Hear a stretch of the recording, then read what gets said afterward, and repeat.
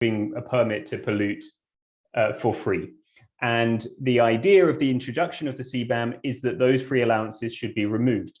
Now, the pace at which those free allowances should be removed is really critical, really determines the environmental integrity of the proposal. And Mr. Chahim has been absolutely at the forefront of pushing for an acceleration of that phase out, which we fully welcome. But I do think this is also an international equity issue that climate vulnerable countries should also be engaged on.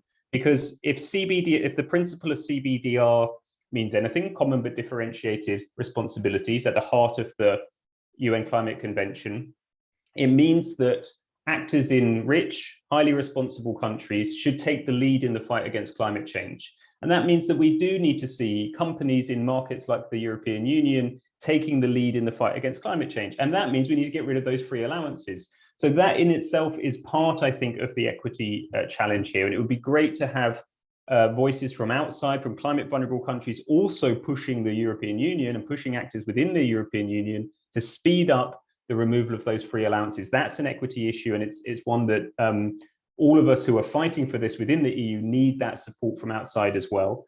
The second big issue, as Mr. Chahim mentioned, is whether to consider exemptions or revenues, or the use of revenues to support countries in their transition.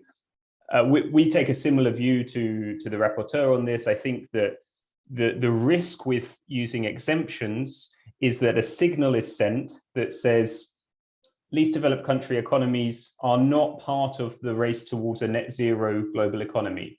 Say that, you know, something different here, you get a special pass, special treatment, but we know that international competitiveness is going to be governed by sustainability. It's about being part of the race to net zero. And I think it's more important that LDCs and other climate vulnerable countries position themselves clearly as being part of the solution, which is exactly how many of these countries have positioned themselves in the UN climate talks for many, many years, at the forefront of efforts, even though they're least responsible, even though they're worst impacted by the climate crisis, nonetheless doing the most to tackle it. And I think that that positioning has been very important, and therefore it's more important, I would suggest, to have the revenues flowing to least developed countries and others to support the modernization of their supply chains so that they can remain at the forefront of efforts to tackle climate change, not position themselves outside of that. And I suppose the final thing I would suggest is that it's very important to continue to find spaces for dialogue such as this, because this isn't just a question of EU domestic policy, and it doesn't just have impacts on those countries whose exports may be exposed. This is also a topic which will have wider ramifications for the UN climate talks, for multilateral efforts to fight climate change. And the only way to ensure that this proposal supports and does not undermine those multilateral efforts, and of course we know in the current context with war in Ukraine and so on, that the multilateral system, you know, is under extreme pressure. So we need to reinforce that collective effort to fight the climate crisis, and dialogue, spaces like this are going to be absolutely critical. And I would say as well to civil society colleagues that are here from climate vulnerable countries, you know, you should also be pushing your own governments to engage, to speak up on this, to reach out to the European stakeholders. And we are doing the same, trying to encourage stakeholders from Europe to reach out as well. We have to find ways to strengthen that dialogue so that this becomes, as I say, a proposal which will support and not undermine multilateral efforts to fight climate change. Thanks, Chiara. Thanks, thanks, Tim. Thanks for remind about also the coherence aspects, that is the phase out of the free allowance of the ETS, and also to pointing out the importance of the dialogue. So you have also presented that most part of the affected countries are in Africa, and you mentioned also the rapporteur, Mr. Mohammed Chahim, showed that the most affected, least developed countries would be Mozambique. And we have the opportunity to hear from a representative of these countries. So I will pass the floor to Dimas Sinoia, that can start, turn on the video and also unmute the microphone. So, Dimas, could you tell us a bit more about what impact CBAM will have on the African countries in general, and more specifically on Mozambique and its citizens? Thank you. Thank you very much, Chiara. It's a great pleasure to be here. Dimas Sinoia is my name. I am a researcher and project lead of the Economic Justice Pillar at CGD, Centro para Democracia e Desenvolvimento in Mozambique. So I really think that this is a really important topic to be on debate, and we really have to analyze this policy and also have a dialogue about what are the side effects of this measure. And one of the things that I must say is that the main objectives, of course, as Shia was saying in the beginning, is to limit the carbon leakage. And that is for companies to transport the production of goods to countries with less treatment environment rules. And this is also a very good measure. We can see that this responds to the strategy of accelerating Europeans' green transition. And the big thing about it is that you can see that the low-income countries, they are the more affected by the climate events. So we are the countries that are more happy to see this kind of actions, because it will impact us in a positive way, as we will see in the future less climate events. And this is one of the things that must be considering when we are addressing any climate action, is that the inequality that exists in terms of the climate events. The low-income countries, they are the ones that suffer more from the climate events, and they are the one also that contribute the less.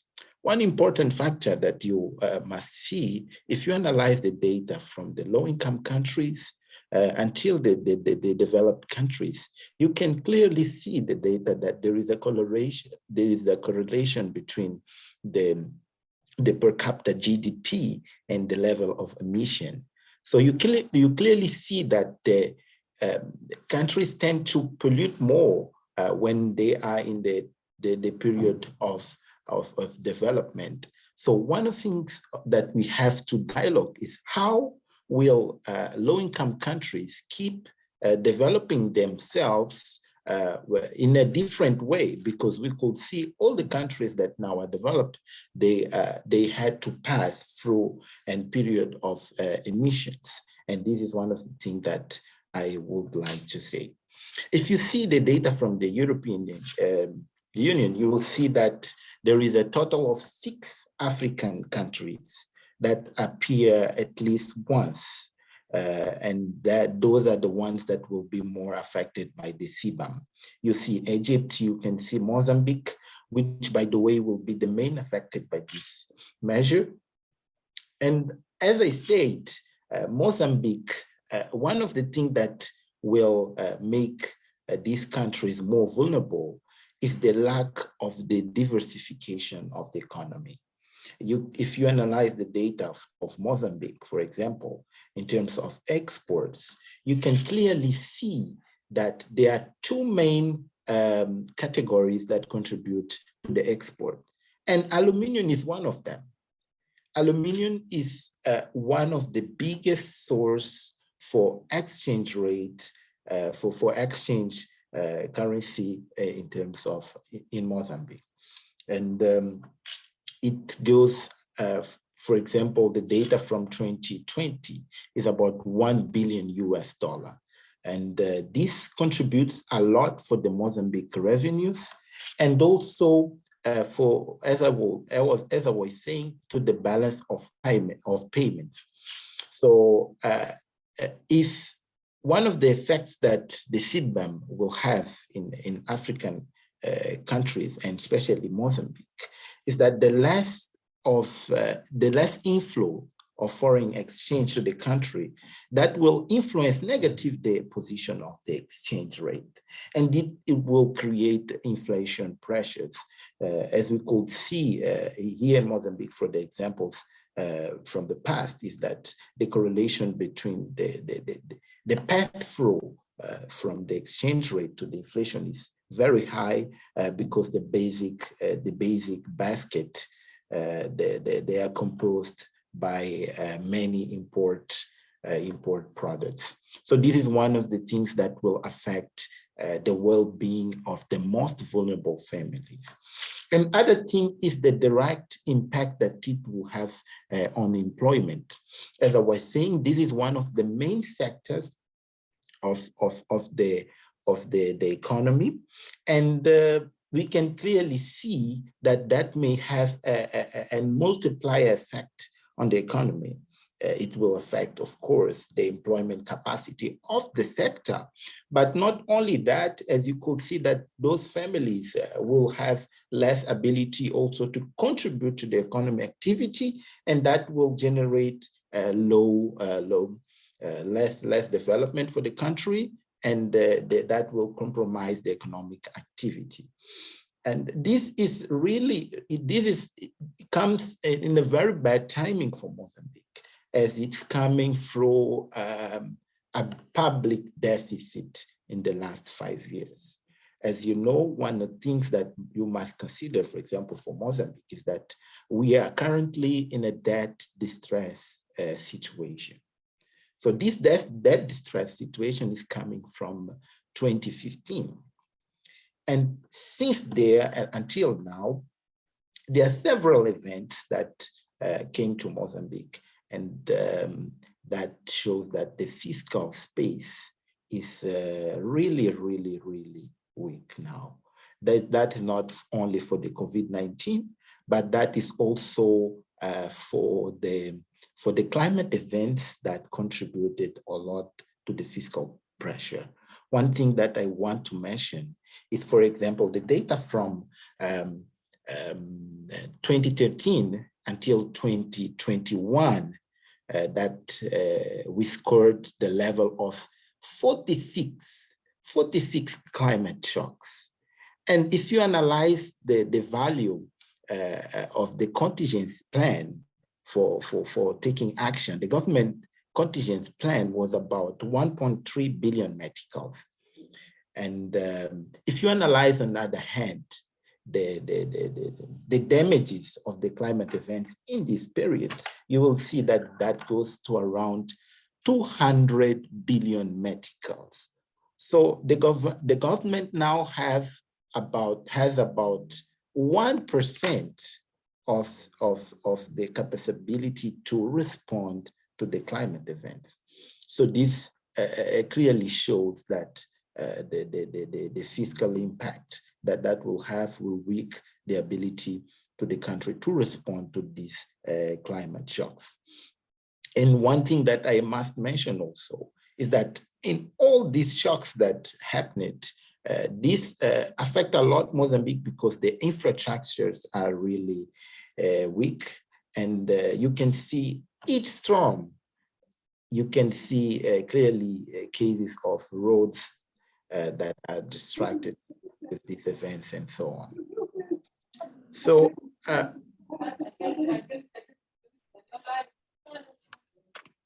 new life focus. Okay, you can continue. Maybe I can ask my colleague if she can mute the participant.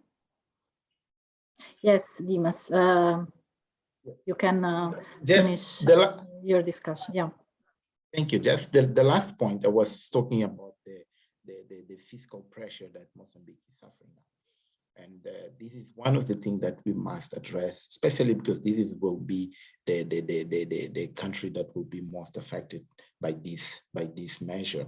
We have to analyze clearly to see, and what we don't want is that the CBAM or any action that comes to provide to combat the climate change, we have to clearly see the side effects and to analyze case by case to avoid inequality, to avoid poverty, which is something really bad that I think every country should look for.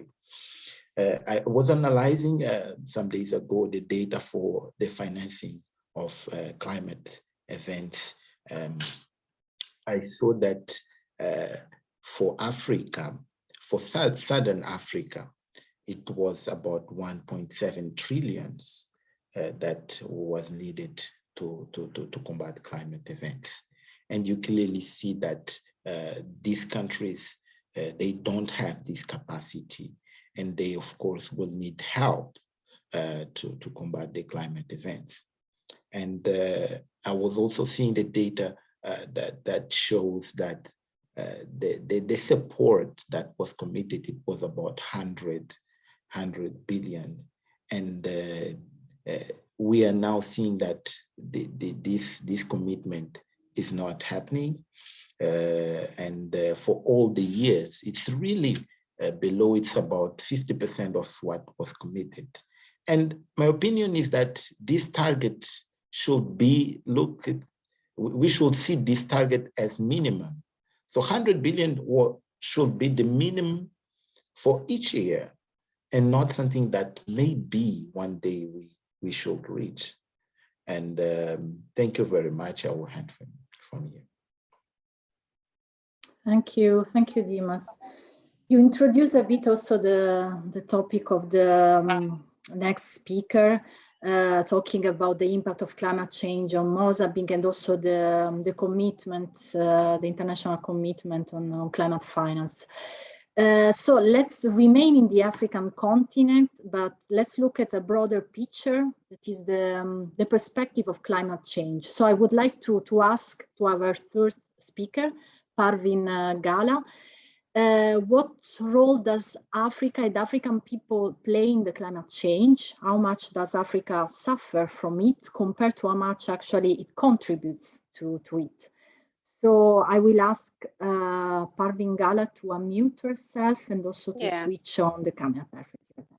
Thank you so much, Sharon. Thank you so much, colleagues, Dimas, Mohammed, team, on your reflections really on CBAM and the concerns that we do have with regards to the support to the climate vulnerable countries.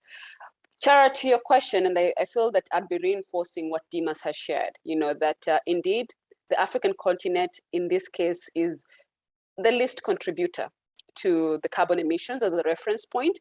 In terms of figures, we know that there's only 3.7% in terms of carbon emissions coming from the African continent, while we know that in terms of the population globally, it's 17%. African population continentally is 17%. So already that in itself, if we look at the biggest producer of carbon emissions, Asia, 35%, the Europe rather 17%, just indicating some of the differences in terms of scale of the contribution to this issue. And then, when you talk about impact, I think there's various elements to it, some of which Dimas has mentioned, the climate extreme weather events. How are they impacting countries on the African continent? And I really appreciate Dimas speaking, for example, just specific to Mozambique. One of the figures, for example, I pulled out, Dimas, for Mozambique was that if the cost of inaction, between 2003 to 2016 in Mozambique means 7 billion, lost, whether it is in terms of infrastructure destruction or whether it is in terms of economic loss, and that is something that we are seeing also continentally. At the moment, I think one of the calculations that we have calculated within Oxfam is that we're looking at nearly $150 billion in terms of just the cost of inaction, the fact that infrastructure loss, economic loss is a big concern for us. The other thing that is reflected in terms of impact is what we continue to deal with on, as an organization with our partners in terms of humanitarian crisis. We do see, for example, that on the continent and generally across the globe, the percentage that used to be there in terms of humanitarian appeals or looking for resources to support humanitarian responses in 2000 was 36% of which was around extreme weather events. At the moment, 78% of our humanitarian appeals linked to extreme weather events. you know. And as a quick reference point, just so that we know, at the moment within the Eastern Africa region, the Horn of Africa, we are talking about a hunger crisis that is fueled very much by drought, you know, in the region, but also floods in certain countries such as South Sudan, you know. And so that in itself, or over 44 million people impacted by climate-related events, that mean we are also looking at resources to support those people who are being impacted by the climate change elements. And the other thing that I would say in terms of impact is, what is the coping mechanism? What is the coping ability, you know, of our governments when it comes to dealing with this climate change? And in the region, you know, I think one of the big analysis that we do is what we call inequality reports. We undertake inequality analysis and present reports on an annual basis. And our most recent data on Africa shows that there's an increase in debt on the continent. And that in itself, you know, is incapacitating our governments to be able to respond to the various crises. We've got COVID, you know, that totally took us out of our trajectory, as limited as it was in terms of accessing inequality, you know, reducing inequality. We've got conflicts, you know. Dimas, you know, is very familiar in the Mozambique and actually Southern Africa region, the fact that we've got various conflicts in various parts of the continent that are driving, you know, the inequality. But also climate change, you know, is a big part of it. So what does this mean? All of this in terms of support to vulnerable communities, whether it is resources needed for health access, whether it is resources needed for education, whether it is resources needed for social protection, that our governments are struggling with debt, you know, because they're trying to respond to these needs. And in terms of a figure, you know, 51% of the tax revenues on the African continent are focused towards debt repayment.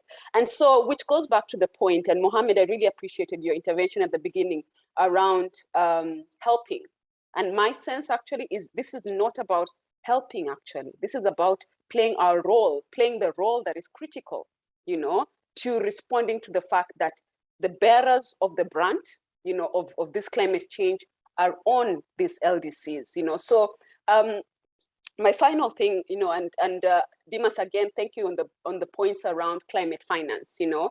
And one of the things that I found, you know, based on the analysis that we've been doing within Oxfam is that, you know, less than out of 100 billion, you know, commitment on an annual basis, no more than, you know, 80 billion has come forth.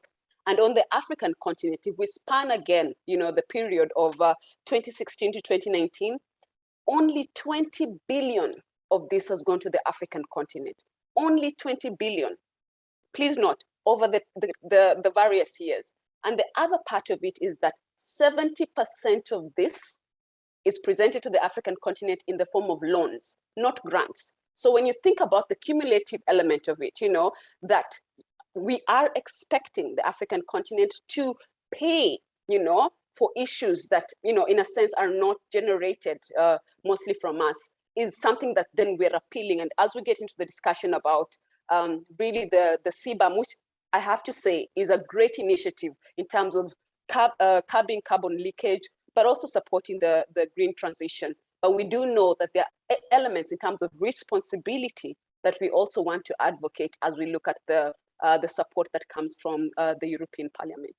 Back to you, Chiara. Thank you very much, Parvin. So your intervention gave us a clear picture on the inequalities in climate change in terms of impacts and responsibility.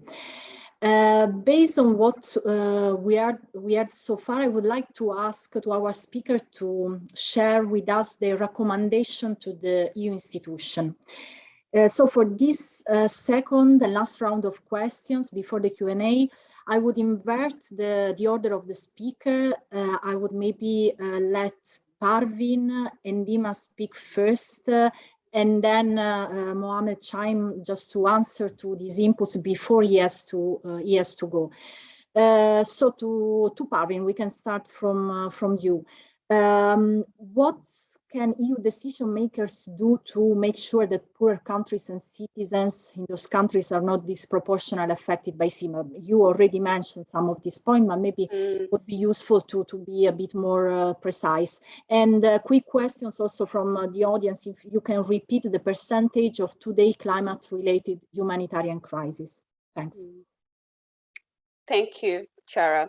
Yeah, I think, like I said, the fact that I would like to reiterate, that CBAM as a mechanism is one which we applaud. We really feel it is an important step that the EU is taking, in terms of green transition and also generally on decarbonization of various industries, I think the other thing, as I talk about the role that the EU decision makers or decisions that they make with regards to the CBAM, is to also recognize that, the African continent, the African countries have been part and parcel of the negotiations in the Paris Agreement, and the commitment, towards green transition is there, and so even reflected in the national determined contributions, that you can see that they've set high ambitions around that. So I think let's just put that in perspective, noting that this is not about getting away from, but very much about supporting and looking at how we make decisions that help us, help get us to the place where we'd like to be. In terms of our ask, I would like to concur in terms of presenting Oxfam's position on exemption for some time of LDCs from this mechanism. I think a big part of that for us is because of the fact that we would want for the LDCs to be in a better place with regards to the green transition. So the exemption allowing, and also resourcing LDCs, putting in place support mechanisms to the LDCs to be able to go through the green transition. Some of which we've spoken to, for example, I think in the COP26, there were those discussions with regards to the green transition. Yeah. The other part of it that I would emphasize is around the revenue that comes from the CBAM, and in that sense, I know at the moment we're not talking about percentages, but we're talking about commitments, that we can expect from the European Parliament on the support that is given to the LDCs, in dealing with the green transition. Again, we do recognize that the European Union has been one of the major players in terms of contributing so far to the 100 billion, and or at least the commitment towards the 100 billion. I think so far it's been at around 21 on average annually.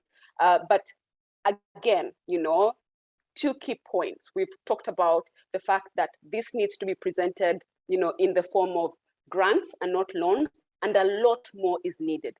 In fact, as that, one of the discussions we had based on the COP26, that while we are talking about 100 billion, the African negotiators, have been talking about 1.3 trillion that is needed to support recovery and also transition on the continent. So I really would like to put that in that space, colleagues, that we do look at the revenue, ensuring that there are mechanisms, the climate fund, a designated climate fund from this that supports, the green transition, but also dealing with the impacts in terms of mitigation on the continent. And like I said, the first one is very much around looking at LDCs and exempting them for a certain period to facilitate their transition along this journey in terms of decarbonization. So those are the things that I would highlight and say for the EU decision makers, that is our ask. Thank you, Parvin. Very, very clear. And I would ask the same question to Dimas, but maybe with more of a focus on Mozambique. What can EU decision makers do to make sure that Mozambique and its citizens are not disproportionately affected by CBAM? In a few minutes, and then we let Mr. Chahim to answer. Thanks. Thank you very much, Chiara. I think Parvin mentioned everything that I wanted to say. It's exactly that. First, it's about the financing for the climate events. You can see that now. You can see that the amount that is needed for Southern Africa to respond to finance the climate change, against climate change, is 100% of the actual GDP. And it's not happy to see that what Parvin mentioned also, that a lot of this is coming from loans. I don't think these countries are now in a position of having loans to finance that, because they are dealing with opportunity costs, and they are trying to solve poverty problems. They are trying to solve, they are trying to recover from a lot of crises that comes from the past. So I do think that there is a urgent need to extend the support for these countries. And I have to mention that the support that must come, that must be in terms of adaptation also from these events, and not only for mitigation. What we have seen is that a lot of the contributions of the countries comes in terms of mitigation. That is important, of course. As Mohammed was saying, it's important for the African countries to be involved also in the mitigation of that. But you have to see also that what this country needs now is about the adaptation for these climate events. So I really agree that we must use the CBAM resources also to finance African countries to respond against the climate change. And this is the first point. And the other thing is about the exemption. I see the exemption as something good, first of all, because we have to look at the economic impact of the CBAM. In Mozambique particularly, you can see that this is one of the main sectors. And the lack of diversification, as I was saying in the beginning, is something that will not allow these countries, and especially Mozambique, to adopt this policy without breaking the economic activity.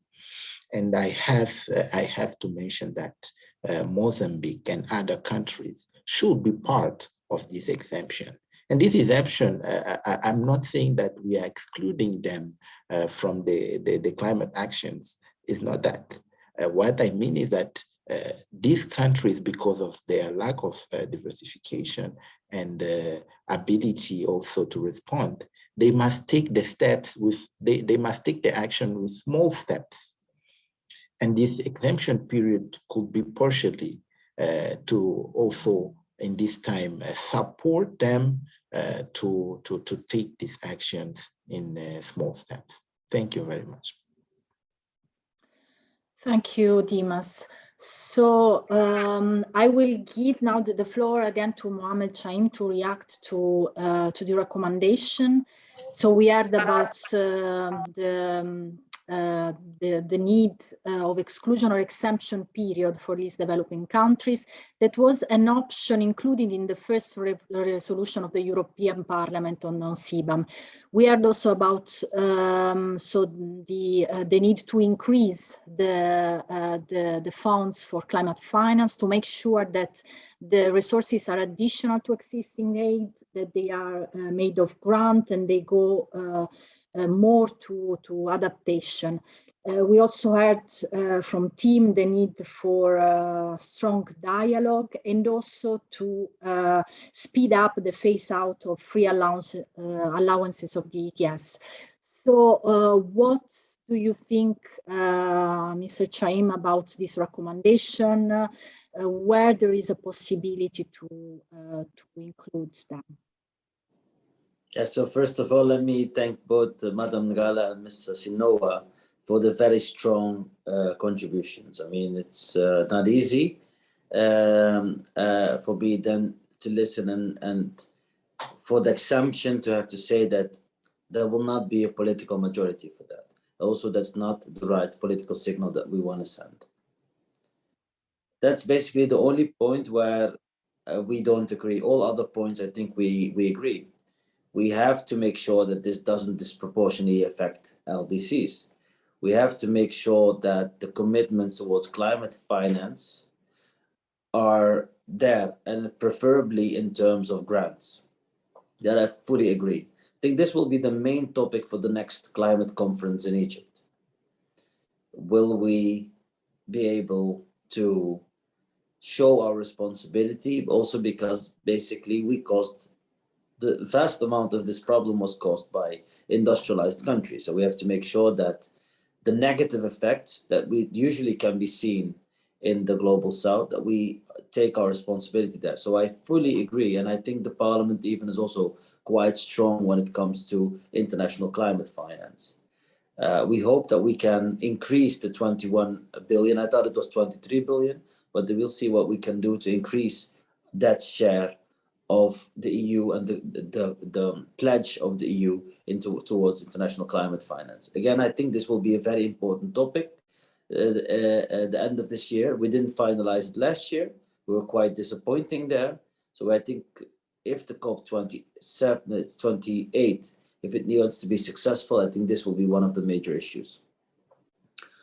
Of course, we have to see for the transitional period how we can help as effective as possible the countries that are severely, disproportionately affected by CBAM. And I think we can, with the work of people like Mr. Gore, but also the impact assessment of the Commission, we can quite easily identify these countries. We have to see what we can do in the short run to decarbonize some of these sectors that are present in those countries. I'm talking about, let's see what we can do for the aluminium in Mozambique in the short run. What if there is a feasible plan to decarbonize? Because at the end of the day, that's the best solution for both Mozambique and for the EU. And I'm quite convinced that we can, as we are doing it for our own industry in the EU, we can also see what we can do to work together, not help, but work together to make sure that this becomes also reality in many countries surrounding us and countries that we have intensive trade relations with. Because aluminium will be a key product, and there are some other products coming from African countries and other countries in the world that we will need for the energy transition. So it's also in our benefit if we can help decarbonize the supply chain in those countries. I think we are quite committed there to not only look at financial means, but also knowledge transfer and maybe some other solutions. I think also that if I look at a broader perspective of the energy transition, there are some other fields where I think we have to reassess our relation that we have, for example, between the EU and Africa. It has to be on an equal base, it has to be as partners maybe even. I see a lot of potential, not only when it comes to critical materials or rare earth metals, but also to provide the EU with a lot of sustainable electricity or sustainable energy in general. I think there are also a lot of opportunities there. If we can do it in the right way, if we can help countries, I mean, it should not be like a new colonialism, that we get there, get all the jobs and all the important economic values, and then I mean, we have to do that based as equal partners. And I see quite some potential when it comes to hydrogen, sustainable ammonia, and maybe even just direct transport of direct export of electricity. There are a lot of bilateral talks. I know that the EU is also quite convinced. We've set this EU-Africa strategy, so I see a lot of opportunities there. But again, based on partnerships, on equality, not based on this idea of development. Because Madame Ngala is correct. It's not help. I use that word. My apologies for that. It's our responsibility to make sure that we show responsibility for the damage that we created in the past. So maybe let's end it there. I've seen some questions that I can answer quite fast if you want to. But maybe you can select them. That's easier. Yeah. So there is one that is explicitly to you. Okay, it goes back to the issue of LDC exemption. So wouldn't an exemption for LDC combine with effective climate finance through grants be a more effective way to ensure the EU doesn't contribute to worsening inequality? Yeah. Sorry, again? So wouldn't, from Olivia Lalli of Eurodad, wouldn't an exemption for LDC combined with effective climate finance through grants be a more effective way to ensure the EU doesn't contribute to worsening inequality and support LDC ability to decarbonize? Could be, but there's no space for exemptions. So it could be, I mean, this is a quite hypothetical question that it's very, I mean, it means you have an exemption and you do the climate finance as well. I think we need the climate finance anyway, but there's no room for exemption at this stage. So it's, I mean, I can answer that question, but it will not be, it's not an option on the table. And let me say something on this, because Malin, my very appreciated colleague, did say something correct. Malin Björk, she's one of the shadows in the CBAM. She's very, very passionate on making sure we have the right approach on LDCs. Let me also be honest there.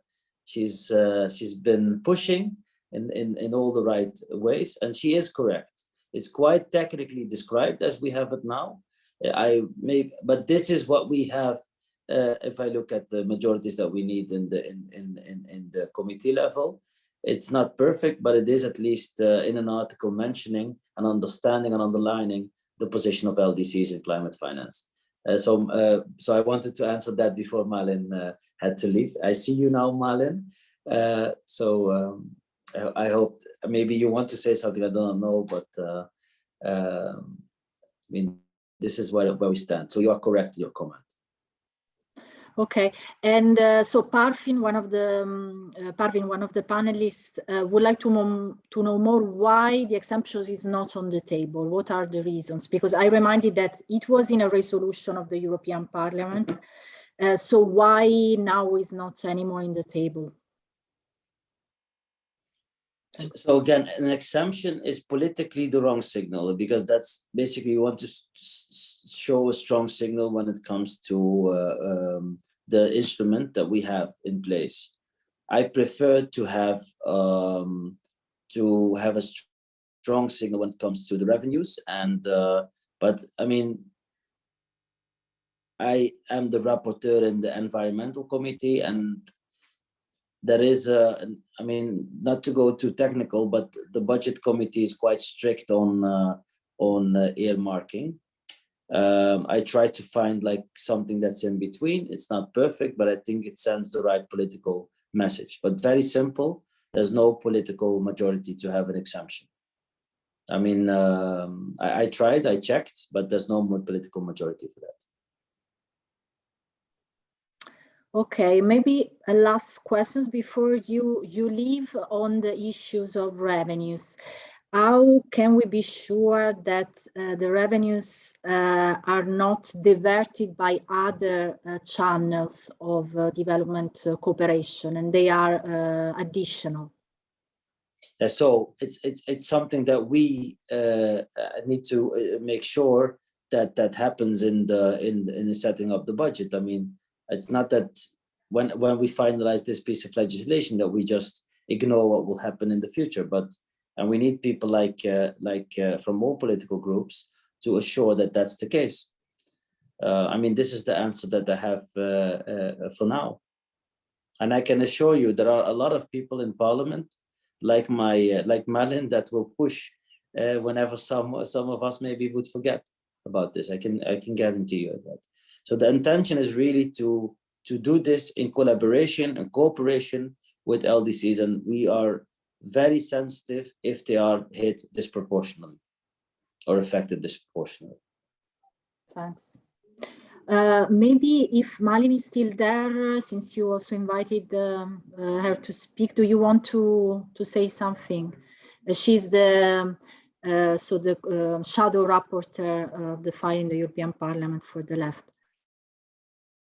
Thank you very much. And I'm sorry that I still have to leave for another meeting. I just want to say Mohammed has been trying to get majorities for support for LDCs.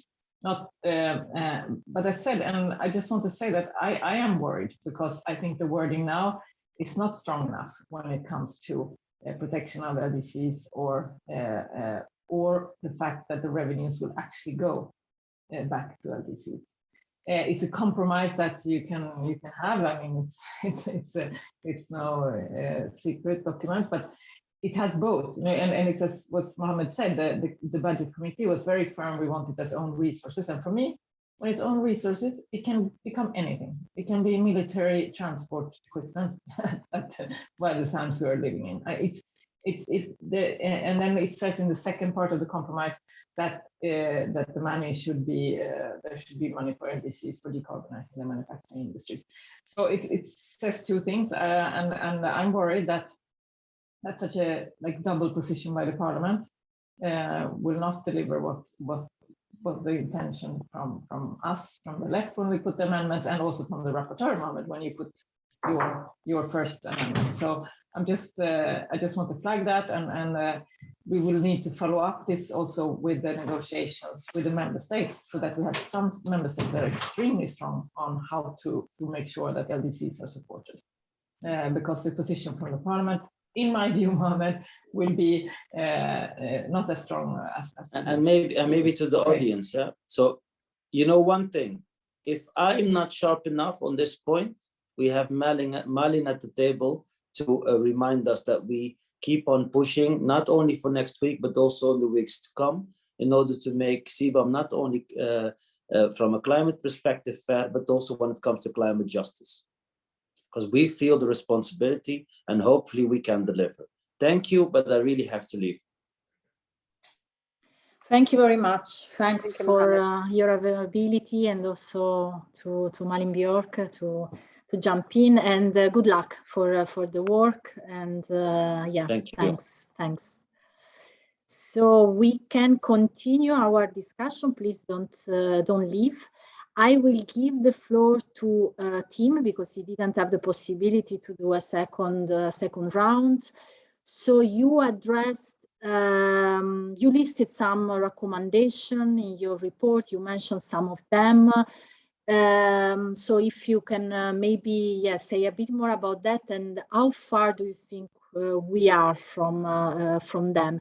And maybe I also ask you a question from the audience, from Rebecca Christie Bruegel. What are the current estimates for how much money CBAM would raise, and for how long, if you can answer? Sure, thanks. Yeah, I think you know, you've heard there from the rapporteur and the shadow from the left what this file is coming down to in the parliament, and there's a big fight around the use of revenues, and it's tough to get a majority to use those revenues for climate vulnerable countries. And you know, that means that all of us that are engaged in some way in this topic have a role to play to increase pressure through whichever channels that we have. And coming back to what I said at the beginning, is why it's so important that climate vulnerable countries at the governmental level and at civil society level engage now, you know, in this very critical period, because otherwise the opportunity will be lost. The window to influence this is going to close. And the key vote in the Parliament committee is next week. We then have the Parliament's plenary position in June, and then you have the trialogues, and this whole thing can be done by the end of this year, beginning of next year. So that, you know, if you want to really, you know, increase pressure on the finances, this is the moment to do it. I wouldn't say that the opportunities for exemptions is completely gone dead. I mean, you could try to bring that back. My advice would be that it's slightly wasted effort at this point, because as you heard, if even the Parliament now cannot get a majority for exemptions, I think that there's certainly not a majority on that in the Council. That means the EU member state governments. So I would think that at this point, strategically, the most valuable area to intervene on is around climate finance, and to really push. and to push there on the amounts, and to push on the additionality of that finance, and to push on the governance of that finance to ensure that it does reach the right purposes. Now, I think one of the arguments that can be brought here is the fact that the EU has a long tradition of using the revenues from carbon pricing mechanisms within the EU to address losers or affected stakeholders from that carbon price. So the EU is doing this all the time. It has a modernization fund, it has an innovation fund. These are domestic funds that take a share of revenues from the domestic carbon pricing system and spends them on certain countries, regions, economic sectors to support them in the transition. Now, my argument is, why does that principle stop at the EU's borders? And I think, if there is scope to continue to really push and embed this idea that an absolute prerequisite for international agreement for an EU CBAM, as in acceptance of an EU CBAM that doesn't undermine multilateral efforts to fight climate change, should be that revenues need to be clearly earmarked with a very strong governance arrangements to ensure that revenues are both additional and reach their intended beneficiaries. So, I think that that's the area to really push on, where there is still scope and there's still more work to be done. I think, we'll have, as you've just heard from Marlin and Mohammed, some kind of compromise language agreed in the Environment Committee on that next week. But there's basically the next 6 months after this are the critical period to ensure that governments get that message that if LDC governments, climate vulnerable governments, are not to be completely opposed to this mechanism, that they're going to need to see clear safeguards around the use of those revenues. I think the other point that I would make in this regard is the importance of the EU establishing a precedent here for other carbon border adjustment schemes that may be introduced by other regions. I think now the likelihood is, if the EU moves ahead and does adopt a CBAM, we will see other countries introduce similar measures. We know that the UK is considering it. We know that Canada is considering it. There are members in the US Congress that certainly talk about it. So it's not impossible to imagine that you will get more such schemes in the future. So I think establishing this clear principle that one of the foundations of a equitable approach to introducing carbon border adjustment mechanisms is to ensure clear earmarking of revenues for climate vulnerable countries, that can be extremely powerful for the future. And that's just lead me on to the final point, which is about the scale of the revenues, because frankly, the scale of the revenues from the current proposal for the CBAM are not huge. This is not, kind of game-changing amounts. It depends still on the exact scope. I think the war in Russia is going to affect it because of the importance of the Russian exports that may be now affected, and that may affect the revenues. But we're talking somewhere in the order of 3 to 14 billion in total euros per year from the CBAM, and a share of that will go to the running costs of the mechanism in the EU, not a great deal. So probably you're somewhere in the 5 to 10 billion per year range of revenues that could be available to support international climate finance. Now, that's not peanuts, and it would be a significant increase for international climate finance from the European Union. Obviously, it's still just a drop in the ocean of need, and that's why I say that the part of the importance here is the establishment of a precedent, such that if you get further schemes like this around the world, that you would start to see additional revenues being generated from those schemes as well. So I think that's really the area to try to focus on. And as I say, I would also encourage stakeholders from outside the EU that are going to engage on that topic to also push for the removal of free allowances for EU industry. They should be front running. There should be absolutely no question of a carbon price being applied, a European carbon price being applied at the border that would affect exporters, say in Mozambique, while still there are parts of EU industry that are not paying the full price of the carbon in their production processes.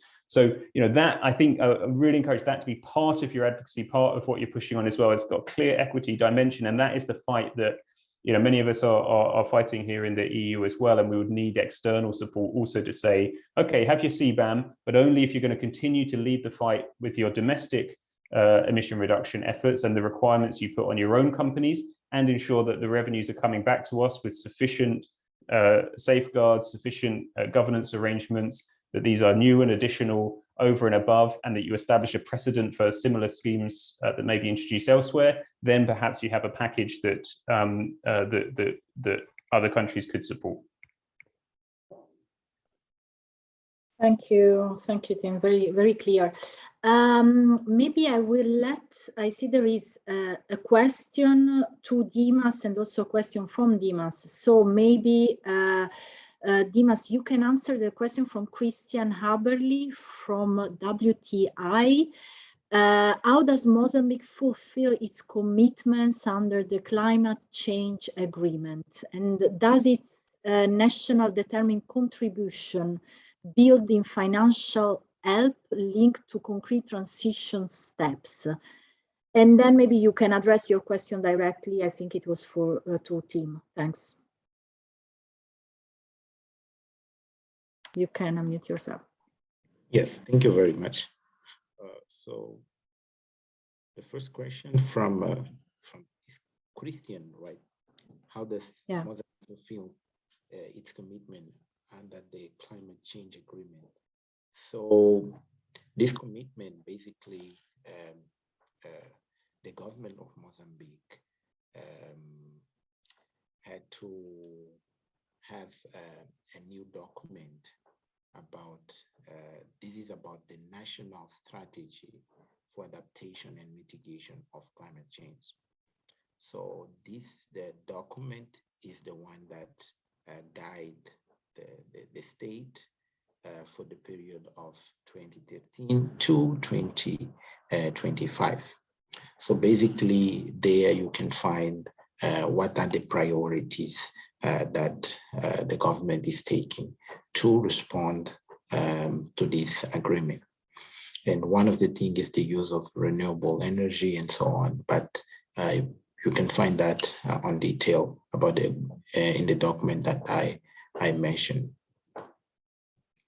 And the other thing is that does its NDC build in financial help linked to the concrete transition steps?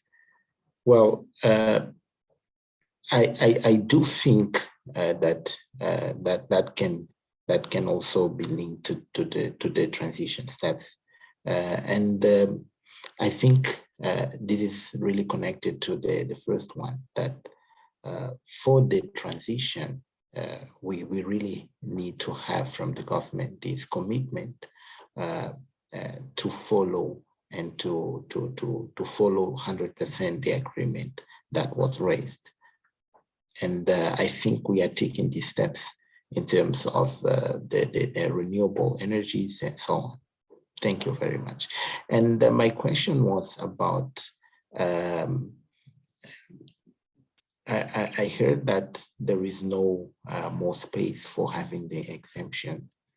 And one of the things that I wanted to ask is the use of revenues to support African countries to respond to the climate changes will not address the problem of economic activity and employment that will be raised from the CBAM.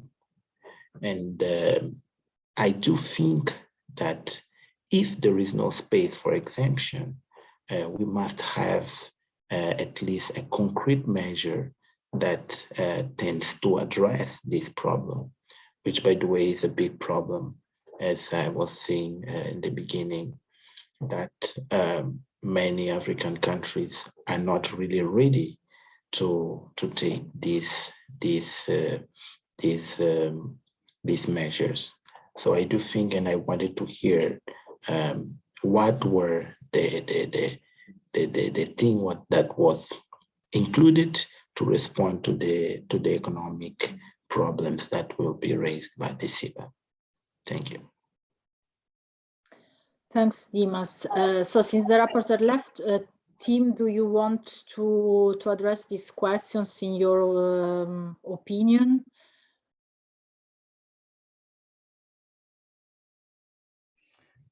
Yeah, I mean, just to be clear, I don't want to sort of, be in a position of trying to defend the proposal. I'm just, looking to, to find the best solution given where we are, which is that this proposal is going to happen, and how do we, what's the scope and what's the what are the best options to improve it as far as we can. That's sort of my perspective on it. I mean, what I would say is that the measure is not going to be introduced overnight. So even if it's adopted, even say by the end of this year or early next year, it's likely to be introduced at some point in 2024, and probably with some sort of transitional period. So there will be a couple of years also to prepare the ground and start to adjust. As the rapporteur was suggesting, there could be in that period resources and technical support available in principle for exporting industries that may be impacted from countries like Mozambique to get the support to understand how their industry may be affected in order to minimize, those economic impacts that you're concerned about. And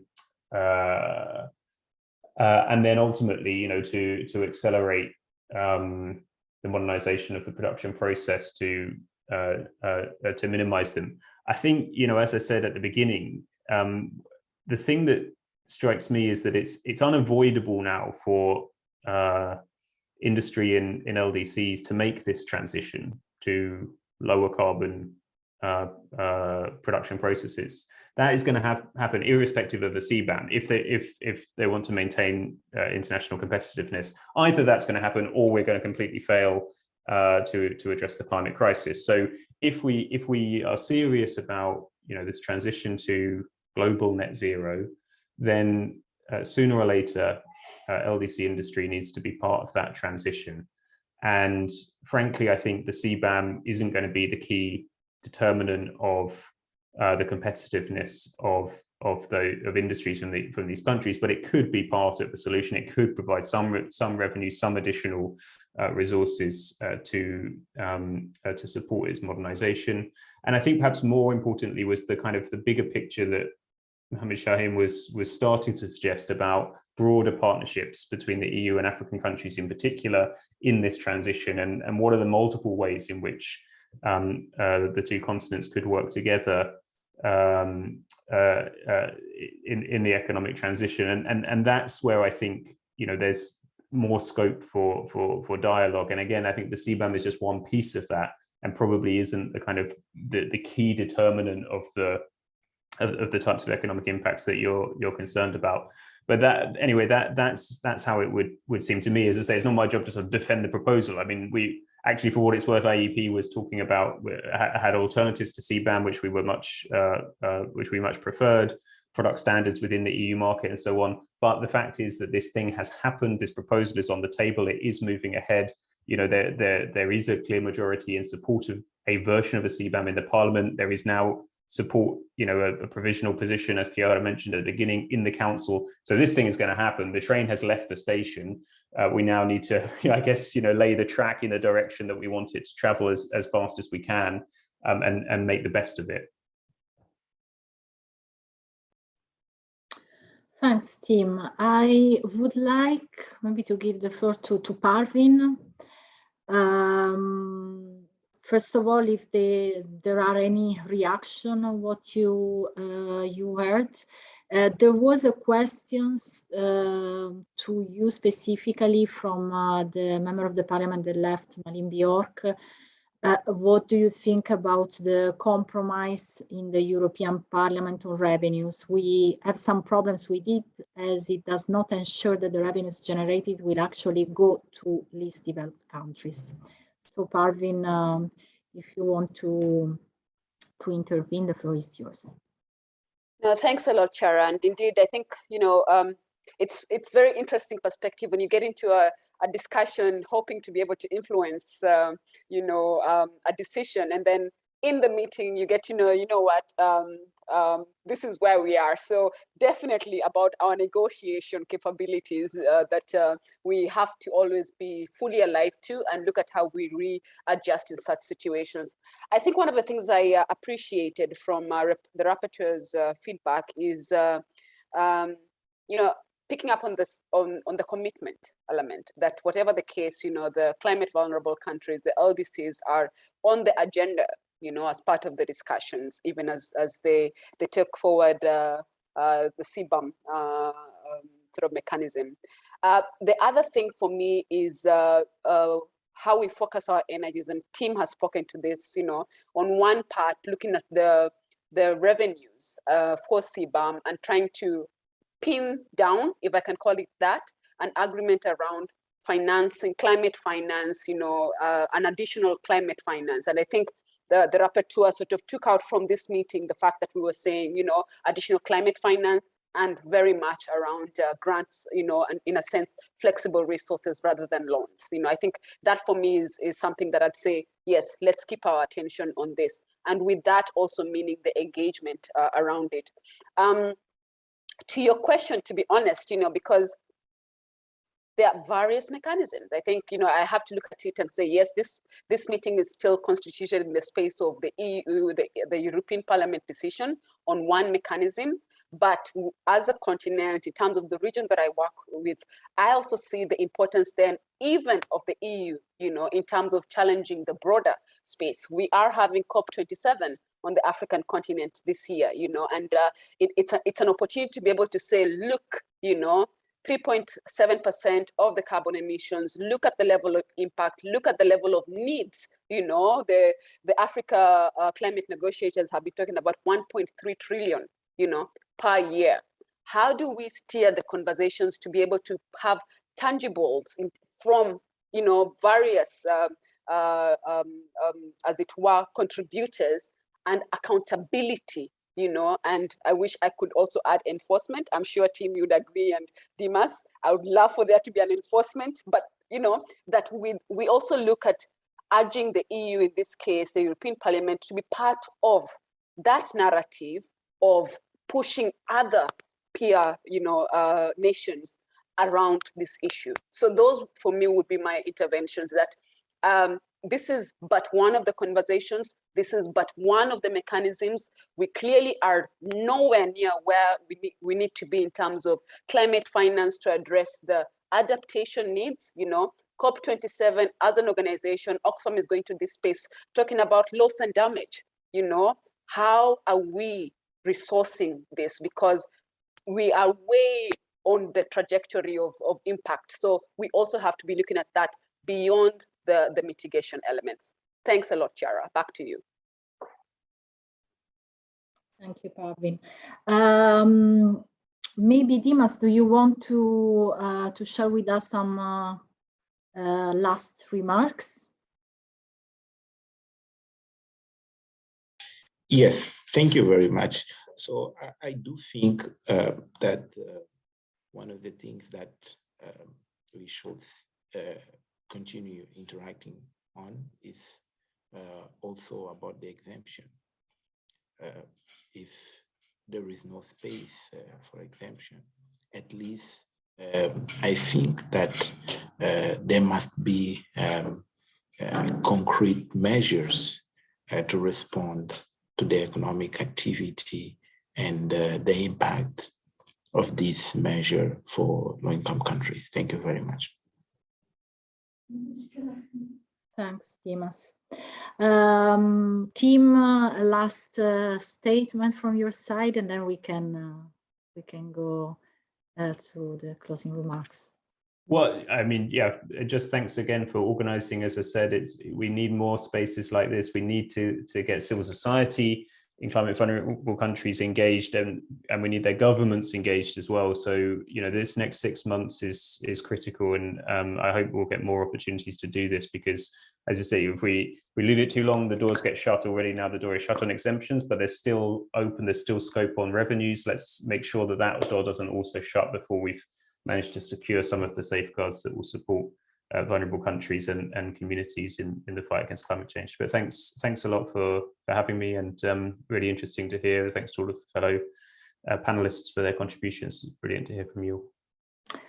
Thanks.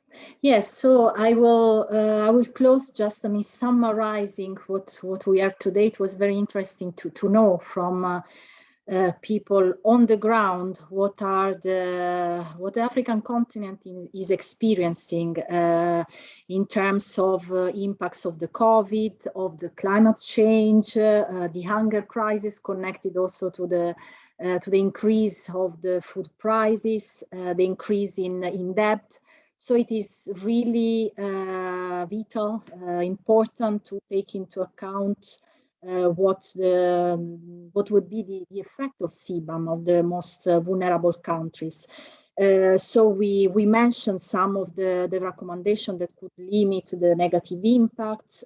So the exemption that seems to be not anymore on the table, unfortunately, but because of that, as Tim just said, it is even more important to have a real commitment on the increase of the fund for climate finance for the most affected countries. We also mentioned the importance of partnership and dialogue, especially in the period before the entry into force of the measure. We mentioned also the coherence aspects, so the importance to phase out the free allowance of the ETS. And so we reminded that the EU has made a multilateral commitment to common but differentiated responsibility on climate. And this means that least developing countries can contribute if they can, but they should be obliged to carry the same burden of developed countries. So we hope that the member of the parliaments will vote next week and also in June will take this into account. The same wish goes also to the representative of member states. Some of them were here today because they will sit at the table of negotiation later in the year. As it was mentioned, the EU is the first country to propose the CBAM. Other countries like the US will follow, and so the EU will be a model. And it is important that does not set a negative precedent. And finally, so we said, different speakers said that the CBAM is also one piece of the broader picture, is one part of the narrative. So it's important to take into account the global picture and in particular the commitment on climate finance at international level. So thank you from my side and from Oxfam for participating in our conference, and a special thanks to all the speakers for their interesting contribution. I wish you a good afternoon. Thank you very much. Thank you, everyone. Bye. Bye-bye. Thank you.